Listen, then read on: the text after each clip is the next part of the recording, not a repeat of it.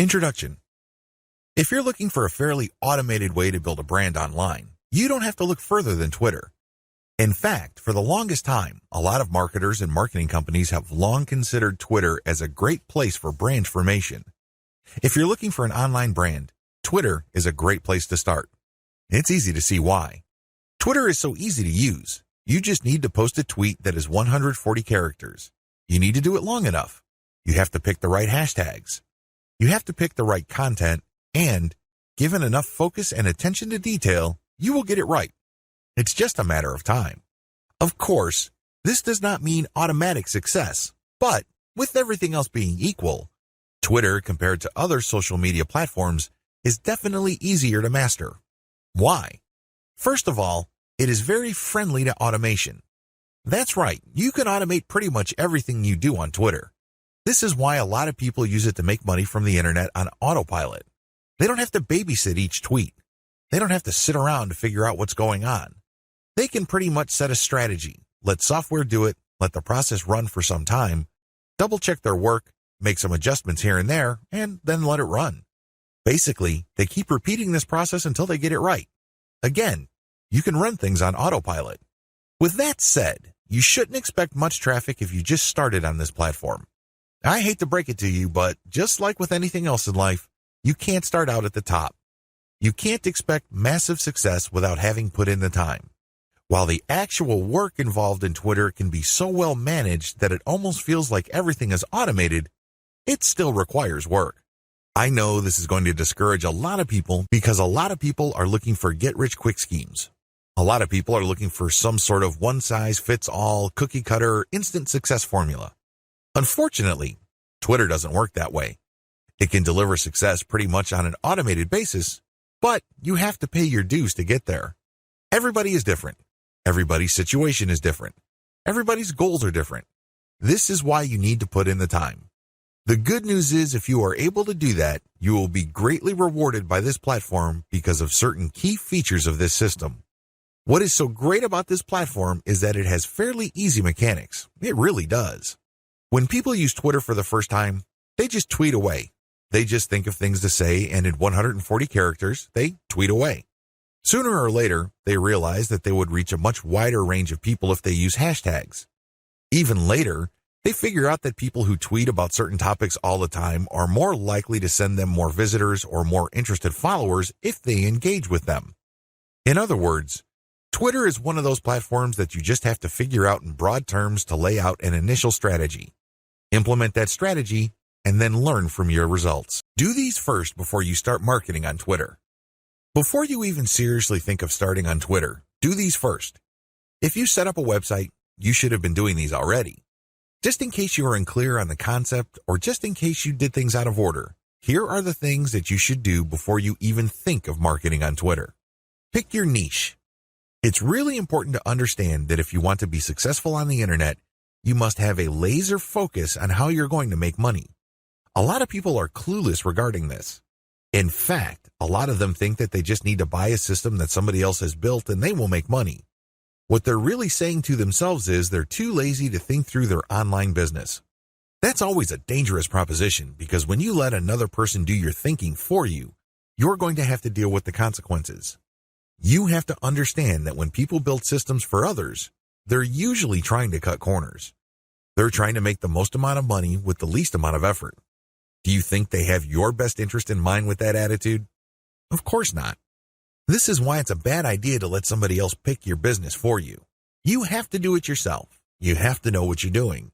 You have to know who you're going to be marketing to, what exactly you're going to be pushing, and how you're actually going to be making money on the internet. You can't just buy some sort of business in a box and expect everything to work out smoothly. That happy ending that you may have been dreaming of may be a very distant and even impossible dream. Why? You just didn't step up. You have to do all of this yourself. The most important is to pick a niche. A niche is a subject matter category or some sort of category for whatever collection of needs you are trying to address.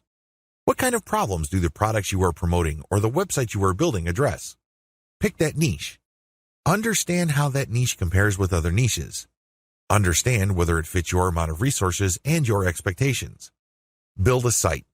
You can outsource this. You can create a site that addresses your niche. When you're building a website, you're not just putting up a nice-looking online destination. It must do something. It must convert the traffic that you drive to that site into cold, hard cash. Create a mailing list. Next, you have to create a mailing list. This is crucial. Your mailing list is actually the payload of your website. Sure, you may be putting up affiliate ads on your website. When people click these and they land on the sales or landing page, they may buy something. When they do that, you get a commission. That's nice and everything, but if you really want to make money over the long term, create a mailing list. Why? Whatever credibility, respect, or trust you create with your website, you maintain with your mailing list. When you have an update on your website, you just publish the link on your mailing list and invite people to click through, and you have yourself a nice burst of traffic. I've got some bad news to share with you. The vast majority of people who visit your website will never come back again. That's the harsh reality. When you have a mailing list, you get to retain some of that traffic. You only need to set an update, and you get a nice little surge of traffic because people saw your email and click on your link. This enables you to retain some of the value of the hard work and time you put into branding and promoting your website. To create a mailing list, you have to offer a premium. It's some sort of freebie. It's some sort of incentive for people to join your mailing list. Of course, you make this case on your squeeze page.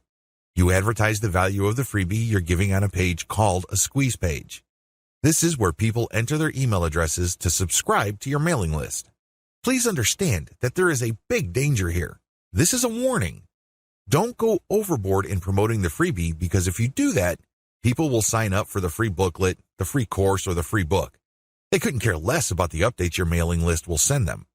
In fact, if you push the freebie too hard, they might even think that the updates you send are some form of spam because you caught them by surprise.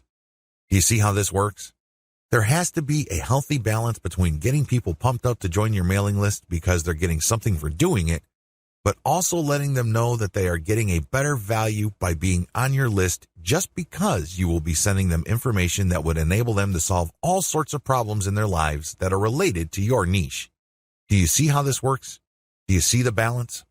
Create an ebook or report or some sort of high-value giveaway. When you create a mailing list, there has to be some sort of incentive for people to sign up to your list.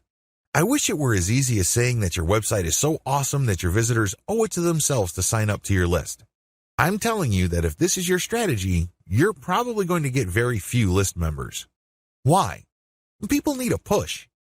They may be impressed by your website, they may like what you're doing, but this may not be enough to get them off the fence.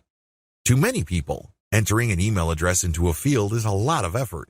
You have to give them some sort of valuable incentive for them to sign up for your list. Generally, I would use some of my popular blog posts, or I would come up with a distilled version or a cheat sheet version. Usually this works. Other times, I would use some sort of massive compilation of resources that are an answer to people's problems. Whatever the case may be, the value of the incentive must be obvious. They don't have to be Sherlock Holmes to figure out the value of what you're giving away. Again, to reiterate, the value must not be so big and steal so much of the spotlight that people forget that they're signing up for a mailing list. It must share equal billing with the list. You have to promote the freebie in such a way that it is still clear to the person registering to your mailing list that they are signing up for a mailing list. Find top-notch content in your niche. Once you've set up a website and a mailing list, the next step on your journey to marketing your website and mailing list on Twitter is content. It's easy to get tempted and think that you're some sort of niche genius. You get all excited about a hot idea or a hot blog post topic, so you write a blog article. You put in the time, effort, and energy to do that. But what happens? 9 times out of 10, that content doesn't work. For whatever reason, people do not seek it out. You don't get traffic with it. You're not alone when this happens. The idea of build it and they will come is a dead end. Thankfully, there's a shortcut. Focus on content in your niche that already works. Look at the social media accounts of influential people or companies in your niche. Look at the content they're sharing. Pay attention to how many social signals they get. Do they get a lot of retweets, likes, favorites? Do they get shared a lot on Facebook? Using this objective social signal information, select their best content and reverse engineer it. Reverse engineering top-shelf niche content. Now that you have a clear understanding of what's hot and what's not in your niche, the next step is to reverse engineer your competitors' best content. How do you do this? First of all, you just focus on their topic. If they're talking about a certain personality in your niche, then talk about that person, because obviously the fact that they're getting all this attention from your niche audience means people are truly interested in that personality. However, don't stop there. Come up with something new. Maybe interview that person directly, or maybe take some sort of controversial angle. Maybe you can give more complete information. Whatever the case may be, come up with content that is obviously superior. This is what's going to make your tweets more popular. This is what will speed your branding efforts up. I'm sorry, but if you're just going to offer the same content that everybody in your niche is already offering, there's really no reason the people you're reaching out to should follow you. Think about it. If they think that you're giving them the same stuff as other sites, why go to you? They can easily have gone to those other sites. Draw their attention based on familiar themes. Keep their attention by doing something a bit different. It doesn't have to be much. You don't have to be a hero. You don't have to go overboard. But it has to be different enough. Unfortunately, this is one of those things that you will have to figure out firsthand. You would have to do it through trial and error. You have to learn through trial and error. Set up consistent social media accounts. Now that you have followed the steps above, you can now start setting up your social media accounts. For starters, you should focus on YouTube, Google+, Facebook groups, Facebook pages, Twitter, and maybe Pinterest. Start with these. Later on, you can branch out to other social media platforms like Quora, Instagram, and others. Your social media accounts must be consistent with each other. Your headers must have the same design. Your biography and other text must have similar elements. The key here is to project consistency. Consistency indicates professionalism. You're not just some random person working out of your mom's garage putting up one random website after the other. It can also help you solidify your brand. If you make a good impression on Facebook groups and people click through to your Twitter account and they see similar messaging, they can see that you are consistent, constant, and offer different types of content. This would help them become more comfortable with your brand. This would help them view your brand as more credible. Commit to specialized content on your social media account. Here's the big danger with having many social media accounts. It's very easy to see that a lot of companies put up a presence on many different platforms. That's great and everything because you have many ways of getting new traffic. The problem is they post the same content across the board. This is a problem. When people approach your brand on Twitter, they're looking for content that is slightly different from the content they would expect on Facebook groups, your Facebook fan page, and definitely your YouTube channel. You have to be aware of these different expectations and give them what they're looking for. Oftentimes, this is as simple as the form of content you offer. Obviously, when you're on YouTube, it would suck if you just offer blank videos of somebody reading your articles. That's not going to work. At least bother to use slideshows with the article. Preferably, you should have some sort of video spokesperson who speaks directly to the people during the video. Each platform's content must maximize the format requirements of that specific platform. Get ready to go manual or full auto.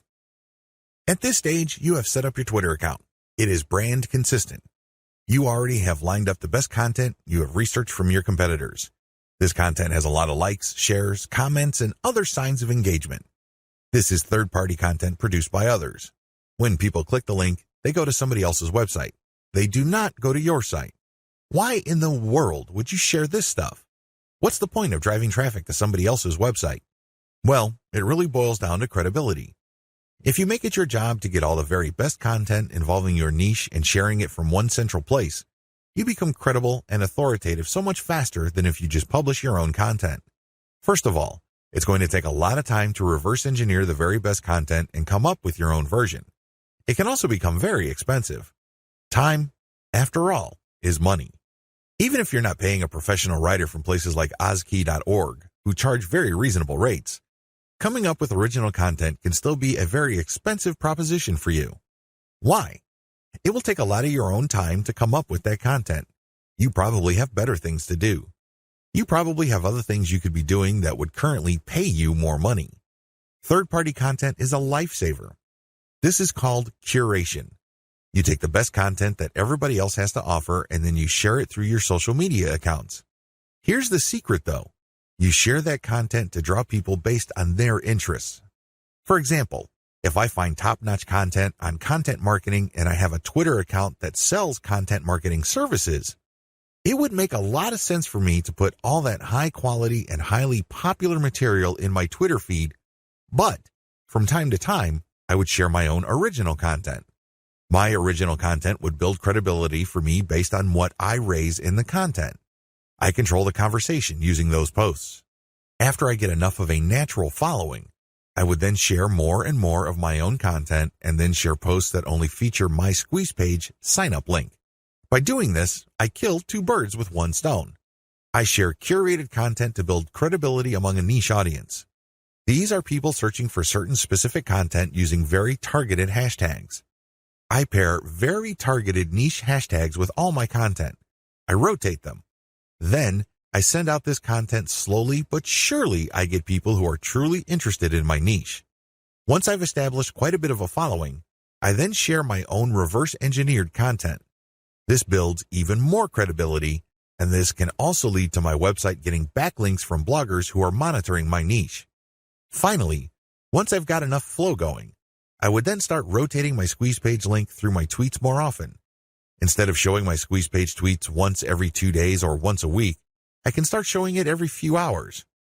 However, it only makes sense to do this once you have established a decent number of followers and there's a high enough overall engagement level with your tweets. This is the general strategy. You can do this either manually or on full auto. What is fully automated tweeting? Fully automated tweeting is exactly what it sounds like. The content that you are going to be tweeting is fed through a social media content publishing tool like Hootsuite or Social Oomph. You just set up a schedule and the links and the tweet text that you put are going to be published to your account. You don't have to babysit your Twitter account as it publishes tweet after tweet. You also automatically plug in the hashtag that you want to target for each tweet. Fully automated tweeting can also mean using certain tools like Follow Liker that actually mimics liking other people's accounts. Usually, when people have their posts liked, they feel good. It feels good to feel like you matter. It feels good to be appreciated. A certain percentage of these would actually click the account of the person liking and see what their page is like. If they like what they see, they end up following. Fully automated tweeting also includes this.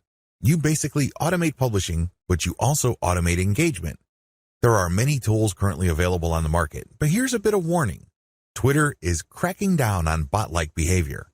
While few people will have problems with automating publishing, most people would view automating liking or automated favoriting or listing with more suspicion.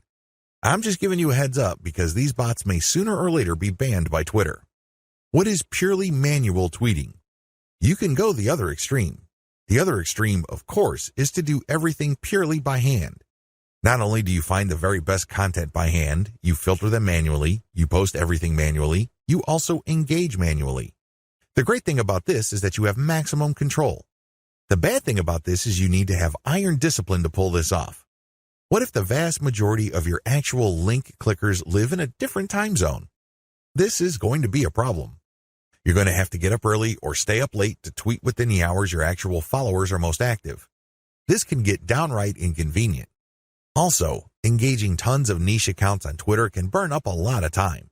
You also have to process a lot of information in a short period of time. Unless you have an IQ over 150, it's just going to be a little heavy because that's a lot of content to read through and analyze. Go for a hybrid solution. There's a lot to recommend a purely manual tweeting approach. You get a lot of control. You get a laser-like focus on account selection. You get to truly fine-tune your message. However, it takes too much time and effort.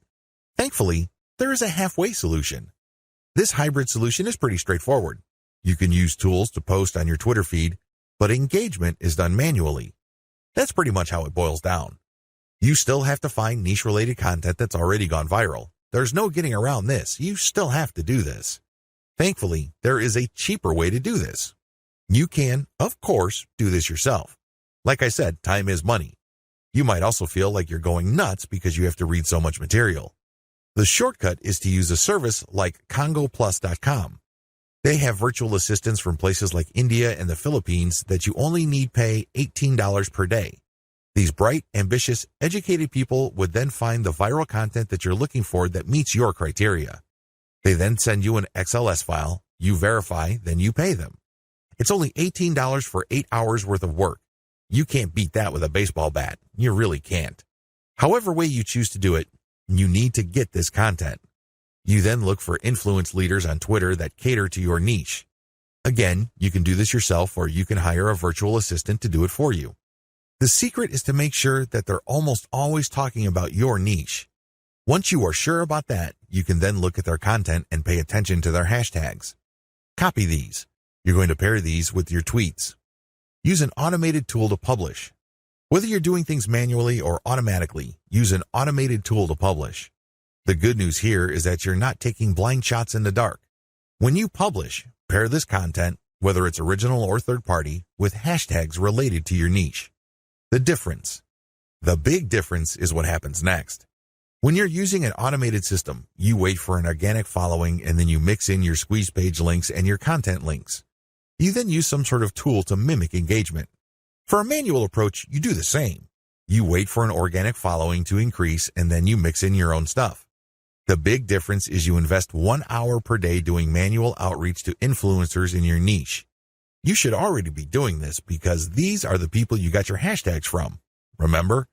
The extra step that you need to take is just to engage with them. Tell them that you like their content. Manually like their stuff. Click the heart icon or retweet. Do whatever you can to get on their radar. One-to-one or person-to-person engagement is crucial. You have to get on their radar. Again, you can try to automate, but it can be ham-fisted. Also, it may be so obvious or clunky. Worse yet, Twitter might be cracking down on engagement automation, so this option may not remain open for long. Manual Twitter marketing. Assuming that you have decided to go the manual route, here's what you need to do. You have to budget your time. If you think you only have 1 hour to spare, make sure you give it at least 1 hour. This means stick to 1 hour exactly or go a bit over, but you need to make sure you put in the time. Find niche leaders. First, you need to find people's Twitter accounts who talk about your niche. Enter the keywords related to your niche into Twitter to find those accounts. How do you know these keywords? Where do you find these keywords? Here are the steps. Create a Google AdWords account. Don't get scared, this is free. Create a free account. Use the Google AdWords Keyword Planner tool. Enter websites that you know are competitors of yours, and alternatively enter well-known websites that you know are in your niche. You should get a nice listing of keywords using this technique. Once you find these keywords, look up those keywords to find even more related keywords. Make sure that these keywords get a decent amount of traffic. Read these keywords and be convinced that they are actually related to your niche. Once you have a nice clean list of keywords, plug this into Twitter to find accounts. There's a shortcut to this. You can use Congo Plus's $18 per day virtual assistants to do this for you. For only $18, you get a person's full 8-hour day of labor. This person can use Google AdWords for you, find the right keywords, filter the keywords, go through Twitter, find the accounts, get the hashtags, and follow those accounts. Follow real niche-specific accounts. Once you've done the above steps, you should be able to identify the accounts of people in your niche on Twitter. This is where you need to make a judgment call. You need to look at enough of their tweets to see if this person truly cares about your niche. Is this person really a niche expert, or does this person tweet about your niche from time to time? These are two totally different things. Follow real niche leaders. What are the benefits of manual Twitter marketing? When you identify and engage with niche leaders on Twitter, you get the following benefit. First of all, you get niche-specific hashtags. Second, you get a chance to get on the radar with people who are really experts or authorities in your niche. These people can open a lot of digital doors for your business. They can retweet your actual content. This can lead to niche-specific audience members visiting your website. They can interview you and possibly link to your website. You can interview them and establish some sort of professional friendship. You can get invited to conventions or symposiums or workshops. These can be tremendous networking opportunities. There are just so many ways you can benefit when you reach out to people who are already established authorities in your niche. Don't be antisocial. Don't think that you can be successful just with your own efforts. It doesn't work that way because there is a network of really credible people on Twitter already who have the influence that you're looking for. Why not just piggyback on their influence? Why reinvent the wheel? Manual tweeting, pros and cons. Manual tweeting, as we have defined, involves automated publishing of content that you have manually selected. This is content that you have curated. The publication is automated, but your engagement is manual. You're going to find niche-related accounts. You're going to engage with them manually. You're going to tweet, leave comments, so on and so forth. Here is how the advantages and disadvantages break down. Pros. The first advantage is to get a higher level of engagement. You actually get to say to these people what you think. You get to interact with what they have to say. Maybe they're critical about your idea, so you explain your position to them. You give them a counter-argument. You ask for examples, or you rebut what they have to say. When you do this, you're not engaging in a pissing contest. Let me be clear, this is nothing to be emotional about. Instead, you use this as an opportunity to prove to them that you know what you're doing. True experts will accept the fact that not everybody will agree with them. When these experts are satisfied that you argued your position well, even though you don't agree with them, they respect you. They also respect you when you give them information that they may not know. This can lead to instant expert status. You only need to do this a couple of times with the right people and, believe me, they become your cheerleader. Another advantage is you get access to a pre-qualified niche audience. When an authority leader interacts with you on Twitter, they're actually publishing their conversation with you on their feed. This is a big opportunity. Don't blow it. When they respect you enough to keep responding and you give them one top-notch answer after another, they might even retweet a tweet of yours. This is a bonanza. Why? These people are already experts on Twitter in a specific niche field. This means that they have attracted people who consider them authorities. When they engage with your content to the point that their followers see your brand and your content, you get access to that audience. Psychologically, people would see if the person that I respect and admire so much respects this other person who I don't know enough to engage with them respectfully. I should pay attention. If this keeps up and the person who they follow keeps repeating your stuff or keeps engaging with you, it's only a matter of time until some of their audience members would jump over and follow you as well. Please understand, this is not a zero-sum game. It's not like they would unfollow the one expert to follow another expert. Instead, they're already following one expert and they would just follow another expert. They would be following an additional expert. You're increasing the social influence pie instead of fighting over somebody else's influence. They're not losing out. Another advantage to manual tweeting is the speed at which you get backlinks. I cannot emphasize this enough. If you want to boost your website's SEO and you want to get more search engine traffic, you will need backlinks. You can get this much faster when you do manual engagement. The people you're engaging with are in a better position to see that you know what you're talking about. You get to earn their trust and their respect faster. Once this happens, they are more likely to interview you or share content that you posted on your website. Whatever the case may be, this produces a backlink. This backlink really is a measurement of respect for your authority or an acknowledgement of your credibility. It acts as a vote of confidence. The more you reach out to a lot of authorities, the more high-quality backlinks you get. This can boost the overall ranking of your website. Finally, you may be invited to speak at conventions, workshops, or seminars. People might ask you to submit an original article that they would be publishing somewhere else. Best of all, you may get introduced to a big player in your industry. You might get a job offer. You might get some sort of consulting opportunity. Honestly, the range of opportunities available to you is endless. You just need to get out there. The best way to do this online is manual tweeting because you are in full control of your engagement, you craft the public persona you project, and this enables you to be more aware of opportunities as they flash into existence. Disadvantages. The big cons against manual tweeting should be obvious. It takes a lot of time. That's all I need to say. It should be self-explanatory. Second, it's content intensive. While content curation can help you tremendously, it can only go so far. You cannot become a global expert on a particular niche on Twitter and be respected by all other subject matter experts if all you do is share their stuff. That's just not going to happen. Ultimately, they're going to ask you, what about your stuff? What do you have to say? What does your original research indicate? You don't want to come up with a zero when asked those hard questions.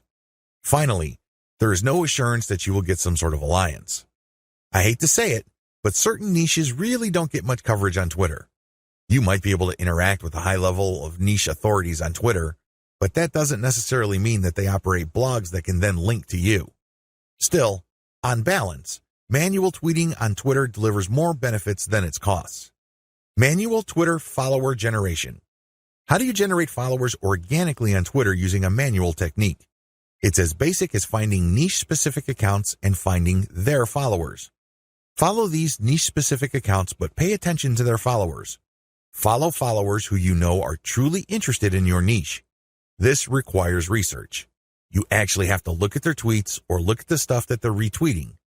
Once you see a pattern and it is niche-related, follow these follower accounts. I know this is simple, but it's also effective. How to find the right niche influence leaders on Twitter. At this point, it should be fairly clear that you need to follow the right people on Twitter. Otherwise, the tips I've shared with you will not work. If you're just going to follow random people on Twitter, you don't know who you're influencing. In fact, you don't even know if you're influencing them at all. You have to understand that on Twitter, some people generally follow a general rule. If you follow me, I follow you. Nowhere in this does it say they're actually interested in what you have to say. That's a big problem. If you attract the wrong following, you're not going to get many results from Twitter marketing. In fact, the results you get would be the same as if you did not do Twitter marketing at all. That's a waste of time. You need to find real people. You also need to find real influential people. This isn't bad enough. You need to find real influential people in your niche.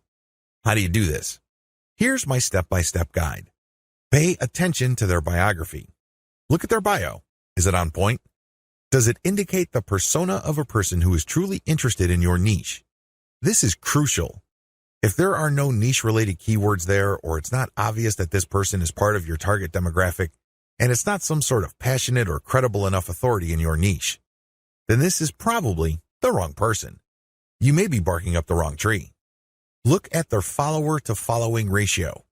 This ratio is simple. Look at the number of people this person follows and look at the number of people following this person. If this person's followers greatly outnumber the accounts this person is following, chances are this is a real account. It is not some bot that is fully automated. Instead, this person actually has influence because for how many people he or she is following, he is followed by hundreds, if not thousands of more people. This is very important. If it turns out that the number of people following this person is pretty much the same as the number of persons he is following, it's probably not a good idea to follow that person. This person is probably just using some sort of software to take advantage of the fact that when you follow people, they follow you back. Some of them follow you back. Pay attention to their level of engagement. Look at the stuff that they talk about. Pay attention to their tweets. What do they constantly retweet? What do they tweet about? Are they talking about the same stuff most of the time? Does their account get a lot of retweets and posts, retweets and engagements? Do they get a lot of favorites? Is there a lot of engagement with the content they share? Even if this person is totally focused on your niche, but it turns out that their tweets don't get much engagement, they may not be all that influential. Becoming credible with them and getting access to their market may not work out for you. Their audience may not work out for you because they're not really authorities. Pay attention to the specificity of their posts. Look at their posts. Here's a rule of thumb. If 80% or more of their posts have something to do with your niche, follow them. Follow them if all the other points I raised above apply. But if it turns out that this person's bio is on point, it has more followers than the accounts that he or she is following, it has a high engagement level, but this person focuses on generalized content, this person may be a dud. In other words, this person is some sort of Twitter celebrity. This person is only an authority because of their personality and not much else. They're not an authority because they focus on a niche. They're not an authority because they are truly passionate about a niche. People only follow them because they think their personality is interesting. So, what you get is some sort of individual celebrity market. That's not what you're looking for. You're looking for a niche audience. Follow and engage.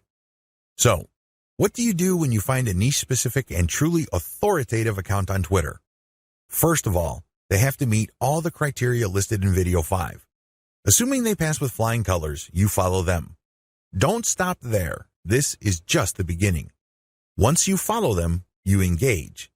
Now, a lot of people have all sorts of misconceptions regarding what engagement means. Some people think that if they just click the heart button that they are engaging. They think that if they retweet that they are engaging. No, it goes beyond that. You actually have to engage in a one-to-one conversation with the person tweeting. You click the reply button. I'm not talking about the direct message button.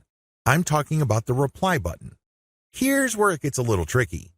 You can't just use a stock answer like, hey, good post, or you're a genius. I admire you. I love you.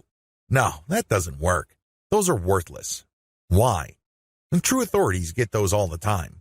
They're credible. They know what they're talking about. So they get a lot of, hey, good post. You're a smart guy. You're a genius.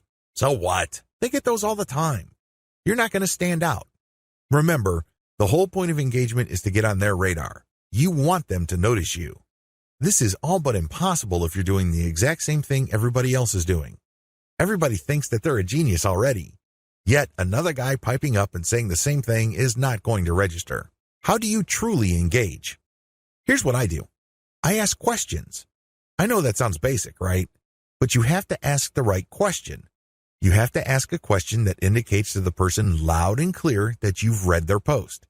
Maybe you click through the link that they shared. Maybe you analyze their tweet. Whatever the case may be, your question must communicate this. Your question must get them to think or analyze or look at things with a new perspective. When you do that, you get respect. Why?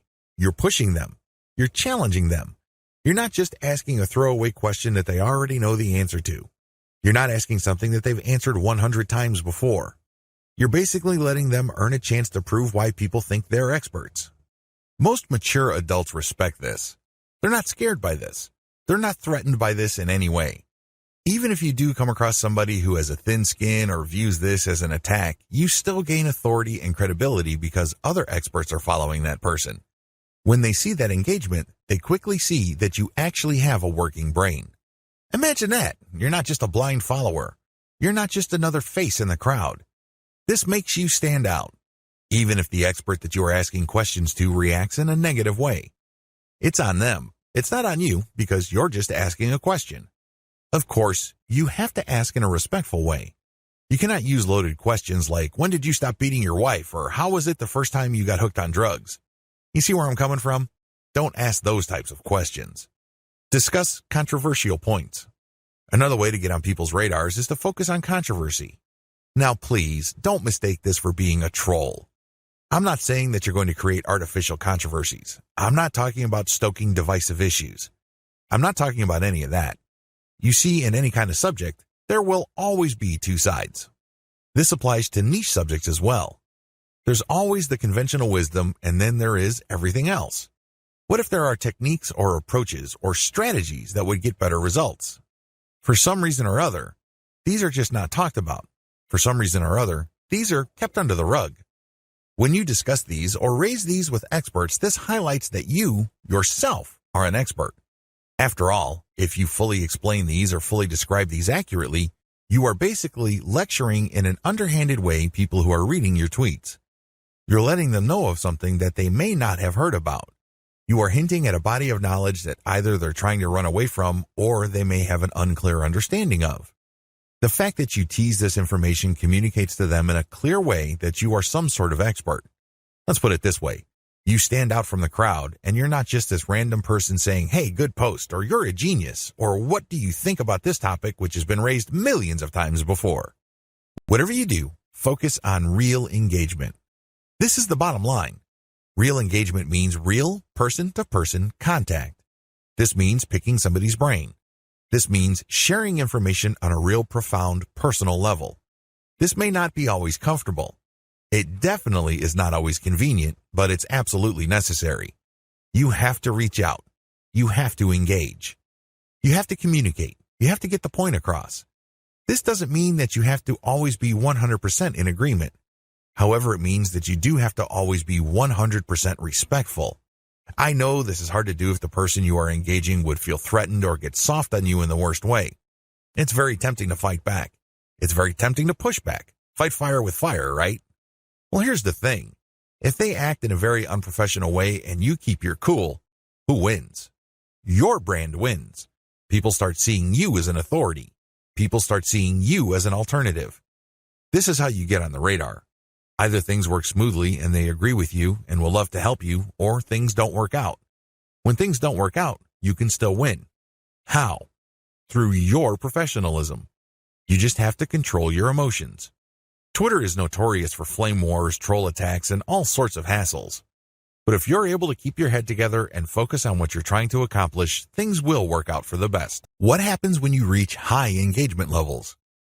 A lot of people who are getting on Twitter measure their success based on three things. One, according to one school, you measure your success based on how much raw traffic you can pull from Twitter.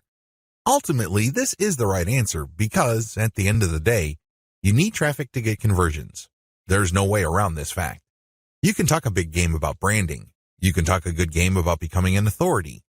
This is all well and good, but until and unless they translate to real traffic, you're not going to make money.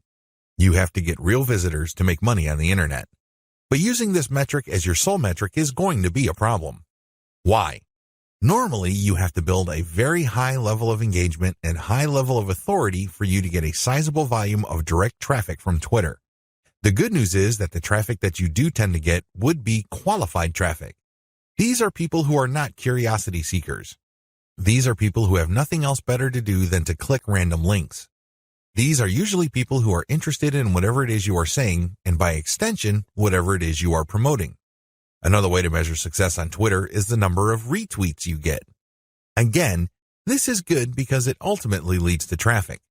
However, in itself, it doesn't really lead to much.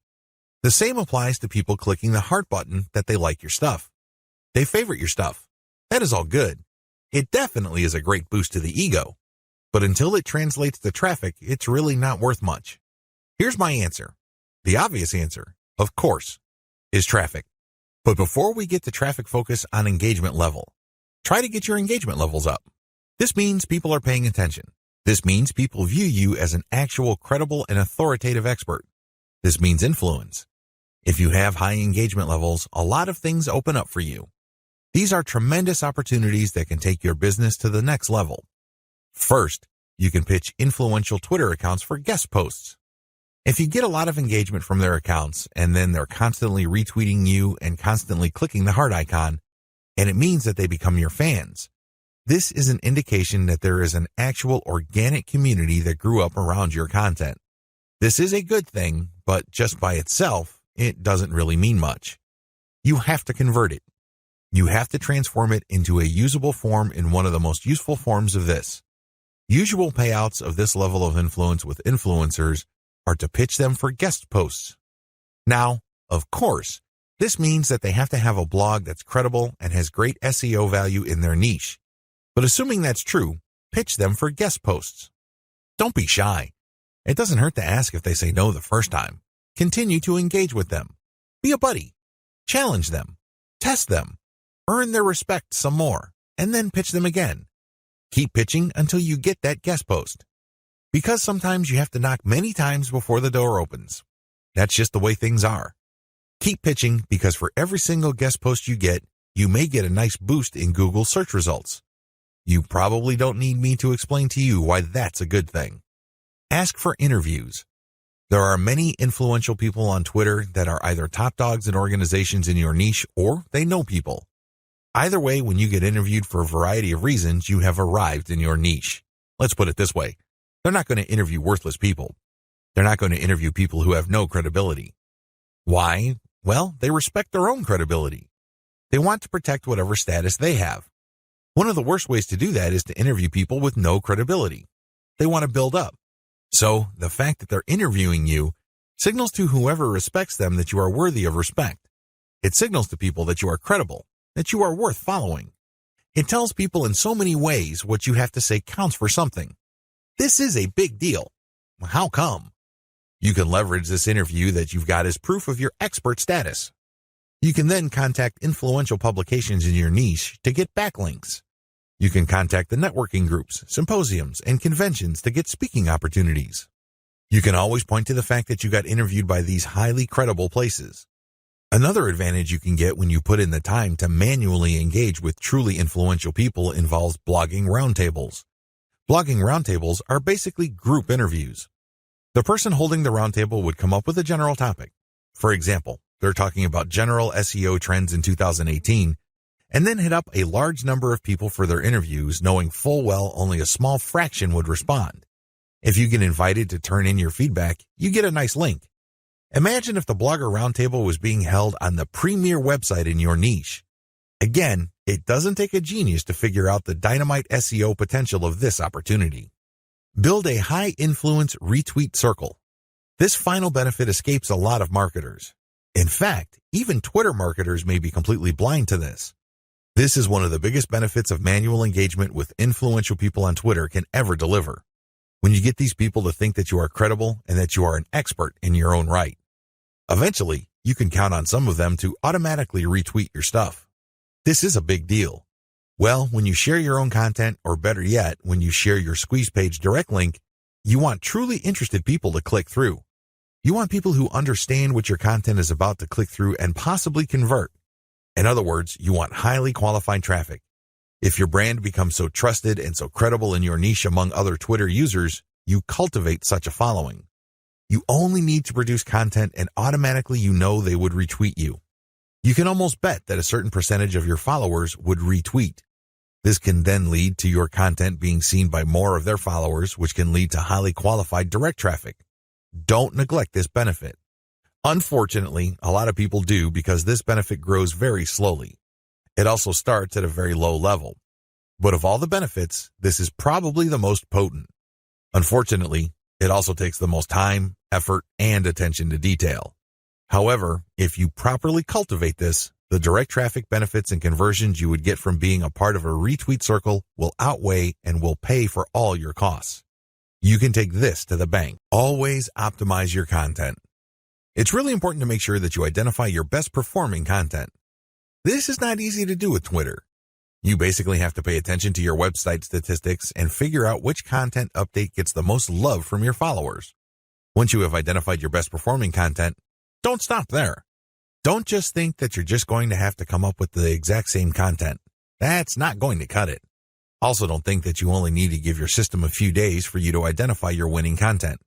Here's the system that I use.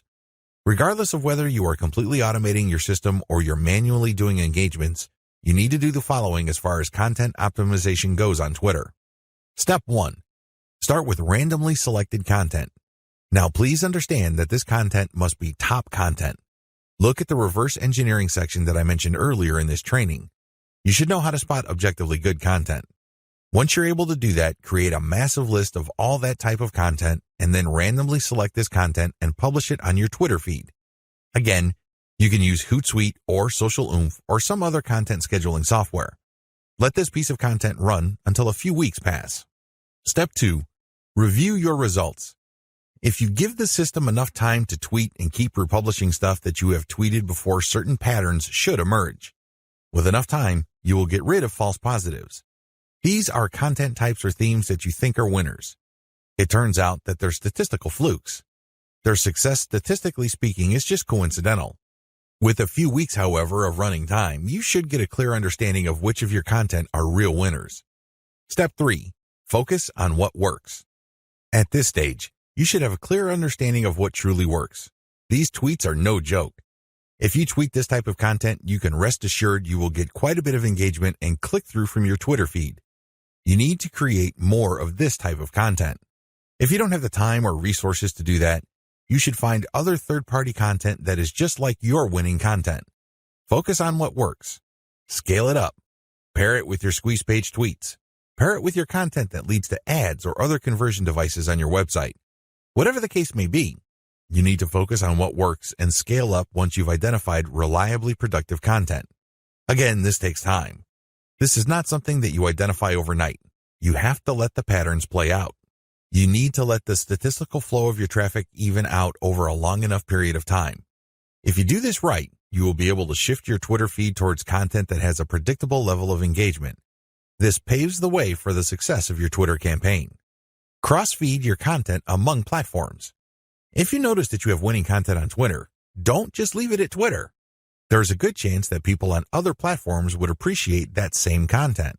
Take that content and share it on Pinterest or Instagram.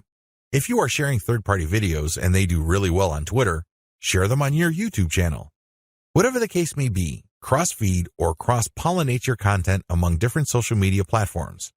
There's a lot to choose from. There's Pinterest, Instagram, YouTube, Facebook, Reddit, and Quora, among many others. Mix and match. Pick your very best content. Try along different platforms and identify what works.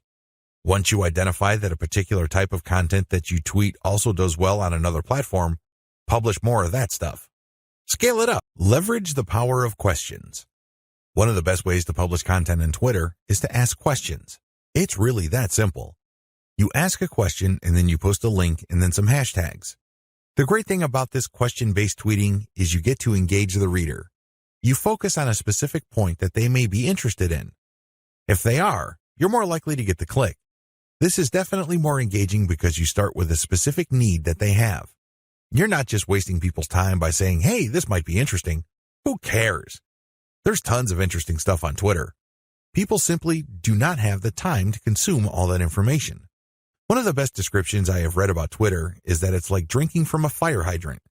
There's just so much information to process in a very short period of time. This is why most people who consume a lot of social media content don't bother to read. They really don't. They don't have that luxury. Instead, they scan by tweeting in the form of questions followed up by a link and some hashtags. You take advantage of this fact people only need to see the right question and then you have yourself a click. It fits how people think about and process information on Twitter. Interestingly enough, a lot of marketing professionals are saying that this also creates some sort of SEO signal. This is a big deal because it can give you a search engine optimization benefit. Now, please understand that this benefit is very marginal. In fact, spokespeople for Google have spoken up on this issue. For the most part, they said this type of social signal isn't really factored in by Google. However, a lot of professional search engine optimization consultants say that there is an indirect or circumstantial benefit. Whatever the truth may be, we could all agree that if there is a signal that is being factored in by Google, it's going to be a very weak factor. Still, it is a factor. So you raise the question-based format. Use your questions for Quora. Not only do you get to engage your Twitter followers more directly by using questions, you can recycle this resource by posting it on Quora. You're killing two birds with one stone. You are posing a question on Twitter, and then it's copying and pasting that question and posting it on Quora and then posting an answer, or you can look for a similar question that already exists on Quora and answer with basically the link that you are promoting through Twitter. You save on time. You definitely save on effort. Twitter marketing best practices. The first 9 videos of this training step you through the process of Twitter marketing. Whether you're going the fully automated route or you're doing things by hand, you have to use certain best practices. Otherwise, it's too easy for your Twitter marketing campaign to simply fall apart. The vast majority of people who try their hand at Twitter marketing simply do not succeed. It's not because these people are dumb. It's not because these people are hopeless in terms of execution. They just did not have a plan. They also did not follow certain best practices that would have increased their chances of success. Here are just some best practices that I've learned marketing successfully on Twitter for several years. Element by element optimization. When you're optimizing content on Twitter, it's a good idea to focus on one element at a time. What is an element? Well, it's just part of a tweet. It could be the question. It could be the link. It could be the hashtag. When you're optimizing for the highest amount of engagement and click-through, you have to change your tweet section by section. You can't just change them dramatically overnight because even if you do get some sort of improvement, you don't know which part accounts for that improvement. You're completely in the dark. On the other hand, if you optimize element by element, you can clearly identify which part you changed and reasonably conclude that this accounts for the improvement. Once you're no longer getting a nice improvement or you peaked with a particular element, then you switch to the next element. With Twitter, this is pretty straightforward. You play around with many different question variations until you get one that gets clicked a lot. Next, you swap out different hashtags until you get something that gets clicked a lot. It seems pretty simple, but it's something that takes place over an extended period of time. It's not something that happens overnight. You just have to pay attention to the trend. That's traffic statistics so you can make the necessary adjustments. Tweet timing optimization. Depending on your time zone, it may well turn out that a lot of your most active followers prefer early morning or late at night. Pay attention to your statistics. Maybe you're using Google Analytics. Maybe you're using StatCounter. It really doesn't matter. Pay attention to the time of the clicks coming in. You see a pattern. If you do, use your tweet scheduling software to mirror the most active times or the most popular time frame of your content. This is the time range where most people click on your links on Twitter. Make your decisions based on statistics. A lot of brilliant online marketers fail in the Twitter marketing game because they go with their gut. They tell me, I just know it feels right. Alternatively, they tell me that their gut is telling them something. 9 times out of 10, these people fail. Again, they're not dumb. They're not stupid. Instead, they base their decision on feelings. Unfortunately, in this game, feelings can only take you so far. In fact, hunches often lead to dead ends. If you're going to be making a decision involving your content, your conversion pages, your mailing list, or whatnot, pay attention to statistics. Make sure you can justify whatever changes you make with hard numbers.